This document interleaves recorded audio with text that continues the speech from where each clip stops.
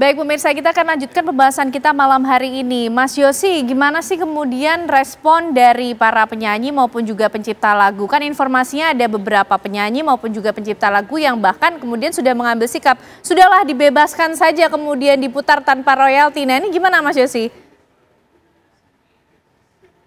Iya memang ini ada berbagai respon ya, makanya ada aksi, ada visi, ada yang no comment, ada yang memang mendukung direct licensing, ada yang mengusulkan open licensing ya.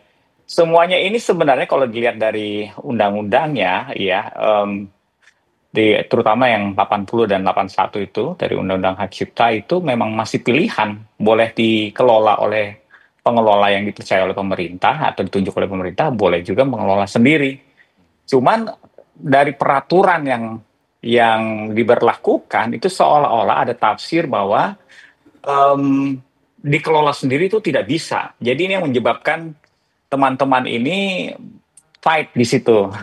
Saya sih lebih concern kepada dengan perbedaan pendapat seperti ini ya. Semoga teman-teman memiliki cara pandang bahwa ini kan memang untuk ekosistem bersama. Jadi tidak perlu fight-nya juga sampai menjadi personal.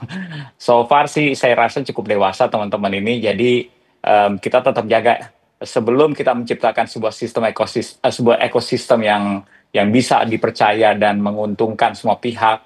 Tapi juga sebagai pelaku industrinya ya kita juga bersatulah. Karena dengan bersatunya kita sebagai pencipta dan penyanyi justru memberikan sebuah kekuatan yang bisa suara kita makin lebih didengar oleh pemerintah. Oke, baik. Terima kasih Mas Yosi untuk bagaimana pandangannya malam hari ini dan juga waktunya bersama kita di Apa Kabar Indonesia Malam. Kita tunggu nanti bagaimana kemudian kajian berikutnya dari kebijakan ini. Selamat malam Mas Yosi, terima kasih. Nah Pak Mufti, ini yang menarik juga tadi kan sempat disinggung, ini pelaku usaha kecil lah pasti yang paling cepat merasakan mengenai adanya polemik ini. Tapi bagaimana kemudian di level menengah atau mungkin yang lebih besar lagi juga merespon adanya polemik ini Pak Mufti? Ada laporan mengenai itu atau mungkin wacana yang coba juga untuk didorong begitu? Ya, jadi kebetulan saya juga wakil ketua umum Kadin kan gitu. Ini kan para konglomerat lah atau yang punya restoran, punya kafe-kafe, hotel dan sebagainya merasakan hal yang sama kan gitu. Artinya mereka, waduh ini gimana ini kemudian tiba-tiba diberlakukan, tiba-tiba kayak dalam kutip kemarin di kasus di Bali yang kena cukup besar kan itu nilainya 2,2 M. Ya tentu kalau kemudian semua kena seperti ini kan tentu kisruh kan gitu. Apalagi pada kasus-kasus UMKM yang memang jumlahnya besar dan tentu ini prihatin kita karena di grup-grup UMKM lagi pusing semua. Wah kalau kami kena Pak, kami nggak tutup aja kami daripada kami usaha dan kemudian suara tokek kena, suara alam kena, nanti suara adzan barangkali juga kena kan gitu. Indonesia Raya juga kena kan gitu. Artinya kalau kita jujur sebenarnya apapun karya-karya itu kan kemudian kena kan gitu. Kalau menurut undang-undang itu dah. Menurut saya sih kita duduk satu meja lah. Bagaimana kemudian ada diversifikasi yang memang untuk perusahaan-perusahaan besar oke lah, nggak ada masalah kan gitu dengan persen itu kan gitu. Tapi kalau perusahaan-perusahaan kecil tentu menjerit kan gitu dan mereka sudah kena luar biasa, kena pajak-pajaknya udah penuh, mulai pajak distribusi, pajak ini, izin edar, ini sampai ke bagaimana kemudian nanti menjual barang kan gitu. Jadi pusing mereka kan gitu dan mewakili konsumen atau produsen atau pelaku usaha yang menengah, mikro dan sebagainya ini kami menyerukan ini bahaya kalau kemudian mereka sampai kelas action, sampai kemudian mereka gugat-menggugat, ini kan nggak kondusif padahal penyanyi juga belum tentu mendapatkan hak dan dua skenario barangkali bisa secara sukarela mereka juga membebaskan itu dan kemudian memang ada 3 brigade dalam kepentingan untuk royalti ini kan gitu. Ada hak edar, ada hak cipta dan sebagainya, produsen dan sebagainya. Tentu wilayah-wilayah itu kan harus kita duduk persoalan kan gitu. Kalau kemudian segeralah DPR untuk memanggil bagaimana bila perlu kami mungkin men-JR kan gitu karena pasal itu cukup memberatkan kita dan itu kan pasal-pasal yang saya kira masih bisa kita perdebatkan, bukan kemudian diberlakukan semua dan kemudian tidak ada hak kami bicara dan kemudian pelaku usaha dianggap tidak punya sesuatu. Ini yang sesungguhnya menjadi concern kita bersama bahwa ini mewakili konsumen seluruh Indonesia bahwa kami tidak mau dibebani tadi biaya tambahan kemudian stroke kita muncul mendengarkan lagu si Anu kemana kan gitu misalnya, musisi siapa, jam berapa dan sebagainya. Tentu kita akan audit itu kalau memang benar-benar mau diberlakukan oleh para lembaga LMKN. negara ini, LMKN kan gitu. Oke, Pak Iwantono juga mendorong hal yang samakah mengenai bagaimana program atau kebijakan ini juga harus dikaji ulang secara serius. Berapa banyak kemudian laporan yang sudah masuk yang bersuarakan kekhawatiran atau keberatan Pak atas program ini lewat PHRI? Ya kalau teman-teman itu kan taat bayar ya, kalau bayar ya kita bayar gitu. Tapi yang kemudian membuat orang ketakutan itu kok jadi pidana gitu. Ini kan persoalan komersil. Komersil itu kan penyelesaiannya kan pertama hukum administratif dulu, lalu perdata gitu ya. Ini tiba-tiba pidana. Nah yang membuat orang ketakutan itu kan pidananya itu, ya kan, masuk penjara dan sebagainya. Dan ini yang membuat kisruh di mana-mana. Tolonglah jangan dalam situasi yang sedang sulit begini orang ditakut-takutin oleh hal-hal yang tidak perlu.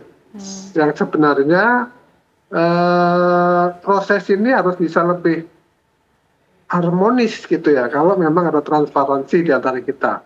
Yang jelas kebanyakan orang tidak tahu, itu artinya pada waktu undang-undang ini disusun, uji publiknya itu mungkin tidak layak gitu. Sehingga baru sekarang ketahuan orang nggak tahu gitu.